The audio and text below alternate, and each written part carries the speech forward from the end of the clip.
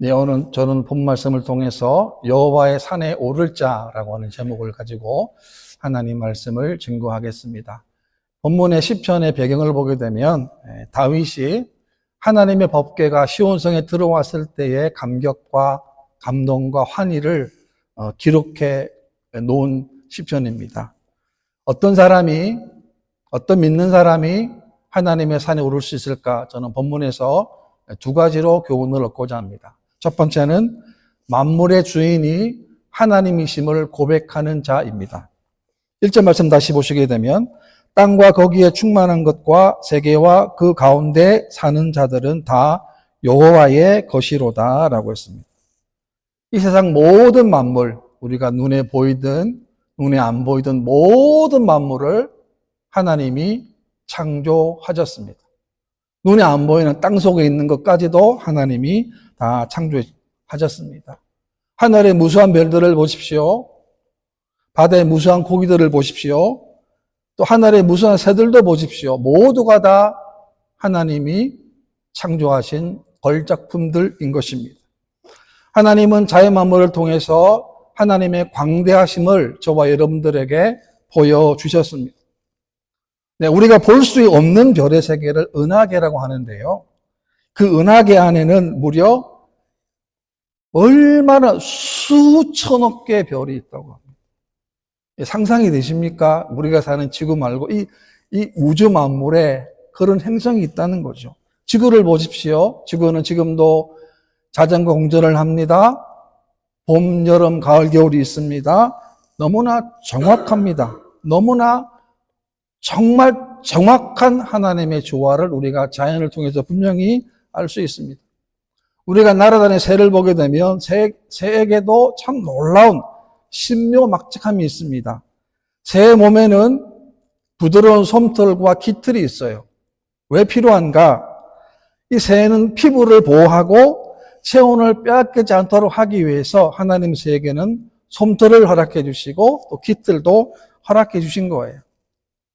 그리고 새를 보게 되면 새가 아무렇게나 앉지 않습니다. 여러분, 새에도 경계가 있어요. 새에도 자신이 살 수 있는 공간에 정해져 있다는 거예요. 예를 들어 보면 큰 나무가 있습니다. 큰 나무 위에 새들이 있지 않습니까? 그런데 아무렇게나 있지 않아요.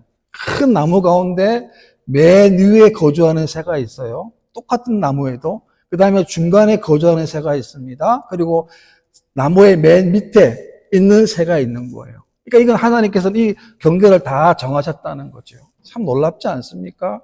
왜 놀랍습니까? 바로 하나님이 이렇게 창조하셨기 때문에 그렇습니다. 2절 말씀에도 보게 되면 여호와께서 그 터를 바다 위에 세우시며 강들 위에 건설하셨도다라고 했습니다. 창세기 보게 되면 하나님께서 천하의 물을 바다와 강으로 모으시고 땅으로 드러나게 하셨다라고 기록해 놓았습니다. 놀라운 사실 아닙니까? 무슨 말이냐 하면 하나님은 이 지구상을 완전하게 창조하셨다라고 하는 것입니다. 하나님의 창조물 가운데 가장 완벽한 게 뭡니까? 사람이에요. 왜냐하면 인간이 창조되기 이전에 창조된 모든 것들은 사실은 우리를 위해서 하나님께서 창조해 주신 것이기 때문에 그렇습니다. 하나님은 저와 여러분들을 하나님의 자녀로 만드셨습니다.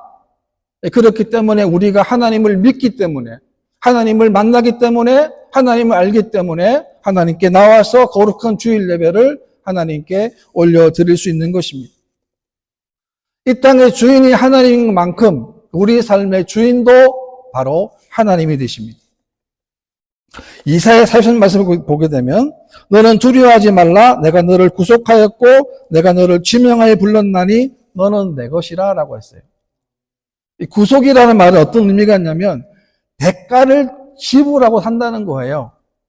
우리가 어떻게 구원받았습니까?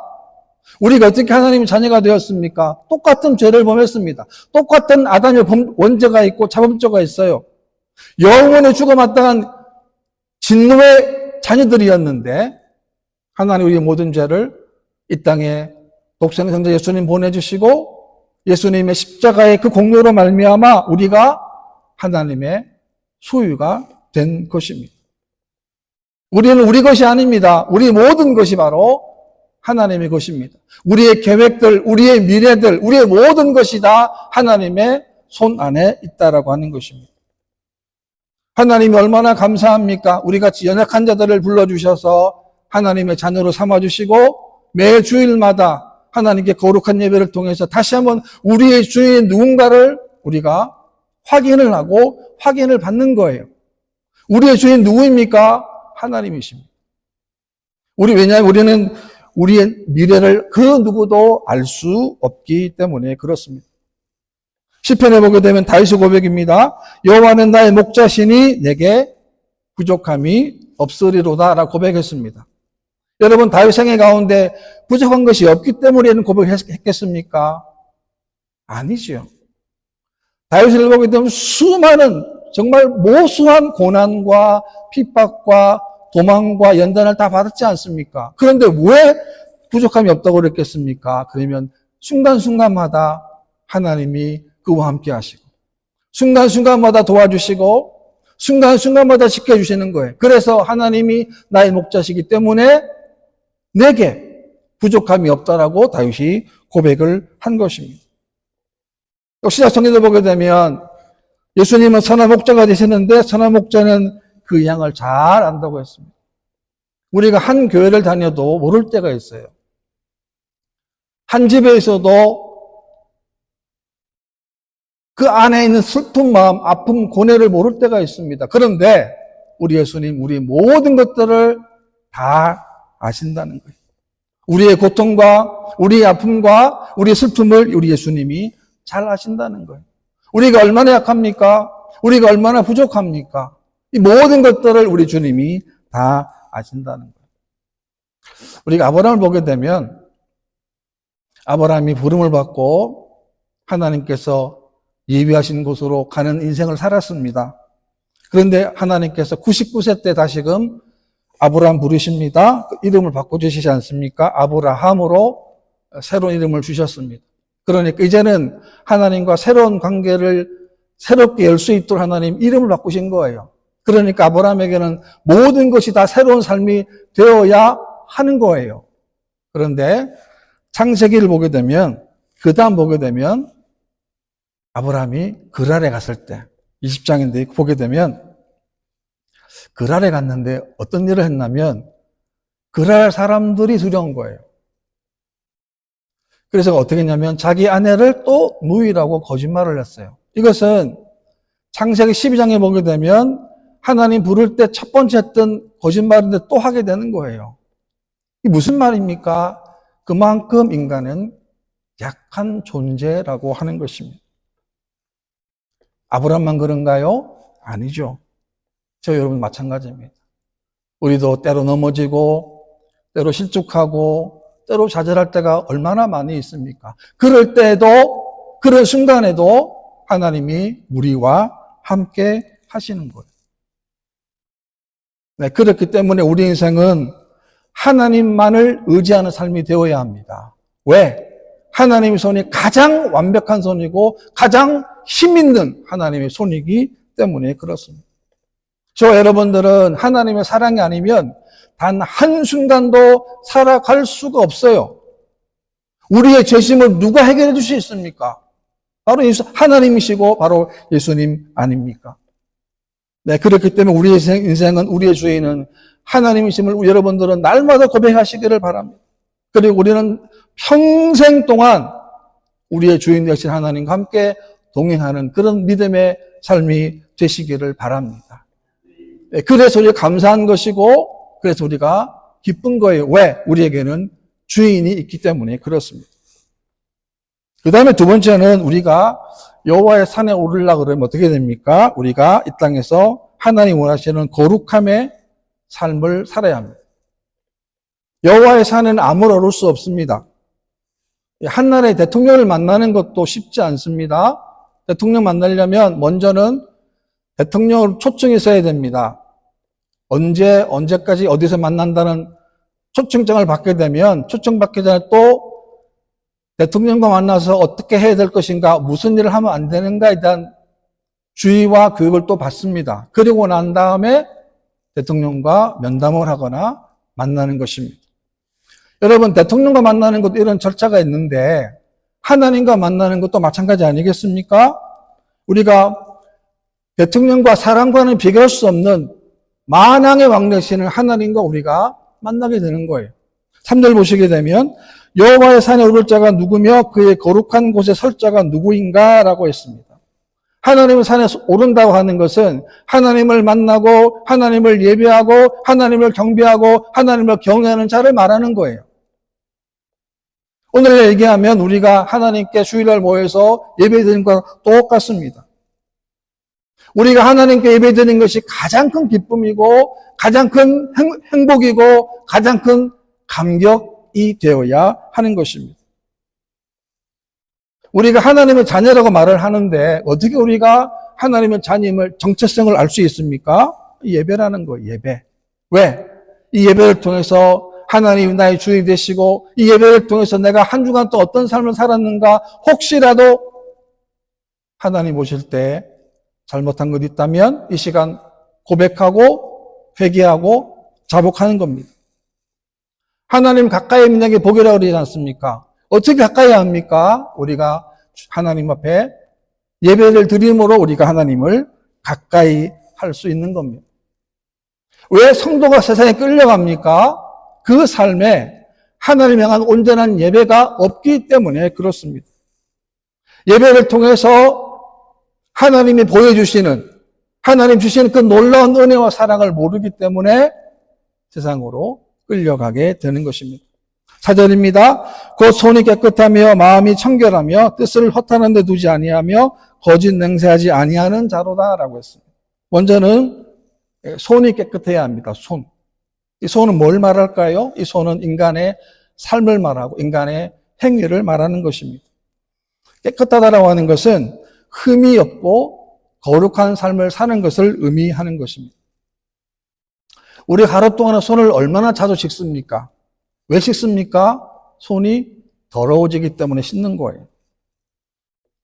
우리가 매일 씻지 않습니까? 마찬가지예요. 우리 인생 가운데 우리의 속에 하나님 원하지 않는 죄악이 있다면 이것을 깨끗하게 씻는 것, 하나님께 회개하고 하나님께 자복하는 시간이 반드시 필요한 것입니다. 왜냐하면 하나님이 저와 여러분들에게 거룩함을 요구하시기 때문에 그렇습니다. 여러분, 죄를 숨기는 것은 문제들이 절대 되지 않습니다. 자기의 죄를 숨기고 형통할 수가 없습니다. 왜요? 사람에게 숨길 수 있어도 하나님께는 숨길 수가 없기 때문에 그렇습니다. 잠언 28장에 보게 되면 자기의 죄를 숨기는 자는 형통하지 못하나 죄를 자복하고 버리는 자는 불쌍히 여김을 받으리라 라고 했습니다.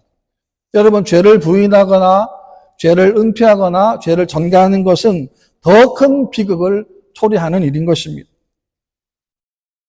그래서 그 죄악 가운데도 하나님께 자복하고 토설하는 자가 하나님께 불쌍히 여김을 받게 되는 것입니다. 그래서 우리가 주일날 예배드릴 때 가장 중요한 게 뭔가? 그것은 하나님 앞에 왔을 때에, 여러분 기도할 때에 제일 중요한 것, 우리 스스로의 죄를 하나님께 회개하는 것입니다. 왜냐하면 우리 안에 있는 죄 때문에 하나님 주시는 형통함의 삶을 살 수가 없기 때문에 그렇습니다. 예배 마치고도 마찬가지입니다. 여러분 집에 가서도 마찬가지예요. 내 삶 속에 정말 하나님 원하지 않는 이 모든 악한 것들이 끊임없이 날 위에 올 때에 하나님 이 모든 것들을 성령의 힘으로 성령의 능력을 이길 수 있도록 도와달라고 기도하고 또 넘어지면 또 기도하고 하나님께 용서를 구하는 그런 삶을 우리가 살아야 이 삶이 뭡니까? 바로 형통한 삶이 되는 것입니다. 또 하나는 뭡니까? 마음이 청결한 자라고 했습니다. 잠언에 보게 되면 모든 지킬 만한 것 중에 더욱 내 마음을 지키라 생명의 근원이 이에서 남이니라 라고 했습니다. 지킨다고 하는 히브리를 보게 되면 이 단어가 네초르라고 하는 단어인데요. 이 단어의 뜻은 경계하다 또는 보존하는 뜻입니다. 우리가 살면서 이 땅에 지킬 것이 참 많이 있는데 정말 중요한 그것은 뭐냐? 우리의 마음이라는 것. 왜냐하면 우리가 마음을 지키는 데 따라서 생명의 역사를 우리가 볼 수 있기 때문에 그렇습니다. 그렇다면 왜 무너집니까? 왜 넘어집니까? 마음을 지키지 못해서 그렇다는 것입니다. 어떻게 마음을 지킬 수 있습니까? 그것은 우리가 하나님 말씀을 교훈으로 삼아 자신의 잘못된 생각이나 잘못된 교훈에 빠지지 않도록 마음을 지키고 마음을 다스리는 것을 말씀하는 것입니다. 왜냐하면 우리 하나님은 우리의 겉모습뿐만이 아니라 우리의 속마음까지라도 하나님이 바로 감찰하시기 때문에 그렇습니다. 마태복음 5장에 보게 되면 마음이 청결한 자는 복이 있나니 그들이 하나님을 볼 것이며 라고 했습니다. 놀랍지 않습니까? 우리가 마음이 청결하면 영신 하나님 볼 수 있대요. 어떻게 볼 수 있습니까? 하나님이 행하신 그 일들을 볼 수 있다는 거예요. 또 하나 뭡니까? 허탄한 데 마음을 두지 않는 거예요. 이 허탄한 데라고 하는 것은 이 세상의 것에 지나치게 집착하는 삶을 말하는 거예요. 우리는 뭘 바라봐야 됩니까?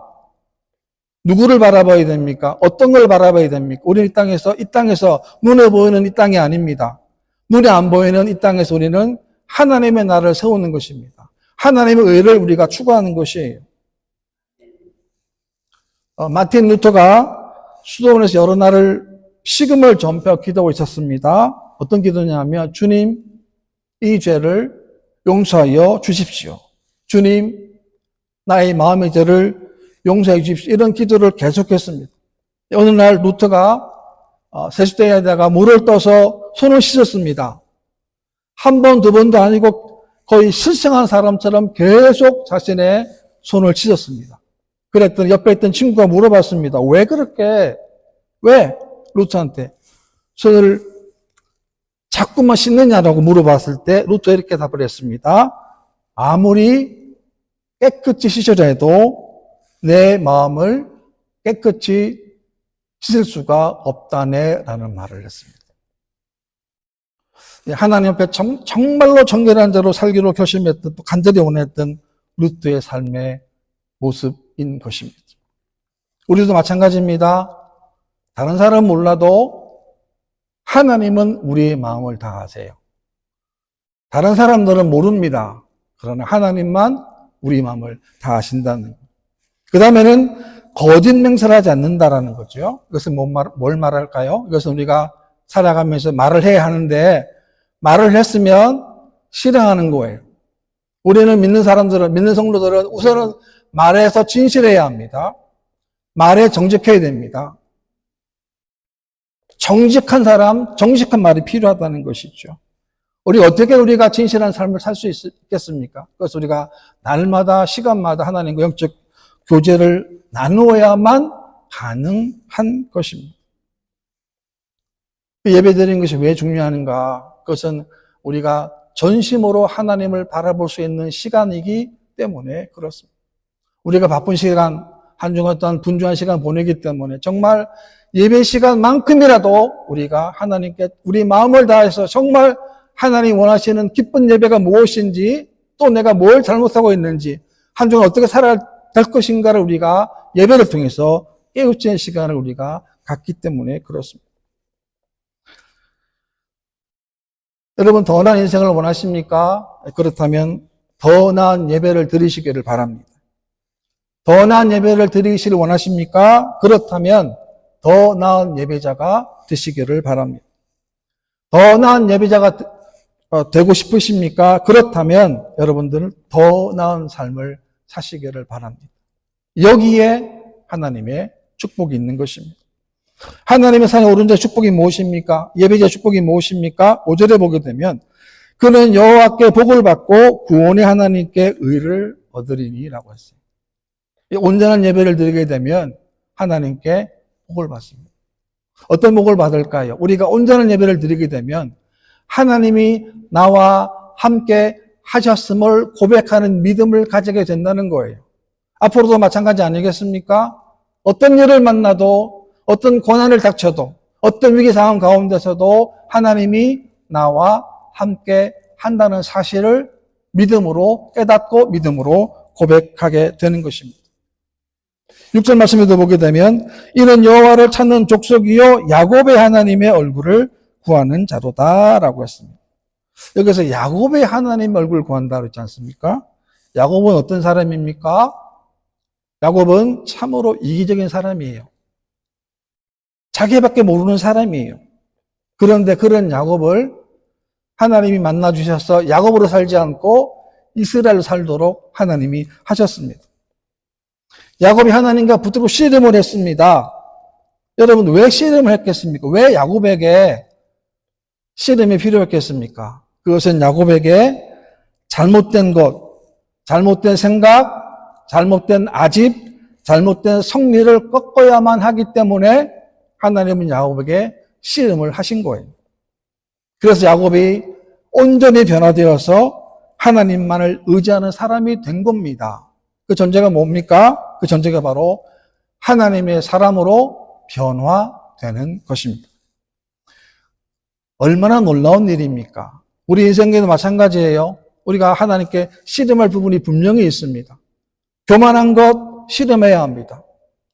내 생각들을 씨름해야 돼요. 하나님 내 생각을 다 내려놓게 하시고 정말 우리가 마지막 때 하나님 원하시는 것, 하나님 기뻐하시는 것만 잡을 수 있는 그런 믿음의 사람이 되도록 우리는 날마다 씨름을 해야 하는 것입니다. 여러분, 기독교 신앙이 뭐냐면 기독교 신앙은 자기 욕심을 성취하는 게 아니에요. 여러분, 기독교 신앙은 자기 욕심을 내려놓는 거예요. 이것이 온전한 기독교 신앙입니다. 에베소 4장 말씀해 보게 되면 너희는 유의 욕심을 따라 썩어져가는 구습을 쫓는 옛사람을 벗어버리고 라고 했습니다. 우리에게는 옛사람이 다 있어요. 그리고 그것이 언제 드러날지 또 몰라요. 우리는 계속 벗어야 합니다. 왜? 그것이 내 안에 있기 때문에 그렇습니다. 예수 믿기 전에는 우리가 내가 하고 싶은 대로, 가고 싶은 대로, 놀고 싶은 대로 다 했다면 이제는 아니에요. 왜? 예수님 주인이기 때문에. 예수님이 원하시는 장소, 예수님이 원하는 그 시간, 예수님이 원하는 그 사람과 함께하는 것, 이것이야말로 가장 축복의 삶 아니겠습니까? 하나님께서 이렇게 또 두 달을 보내게 하시고 또 3월을 허락해 주셨습니다. 우리 인생 가운데도 우리가 다윗이 그렇게 고대했던 것처럼 우리가 예배를 고대하고 말씀을 고대하고 하나님을 고대함으로 하나님을 기대하고 갈망함으로 말미암아 하나님이 어떤 분인 사실을 우리가 우리의 삶 가운데 실제로 경험하고 실제로 체험해서 정말 마지막 때 승리하는 저와 여러분 되시기를 주님의 이름으로 축원합니다.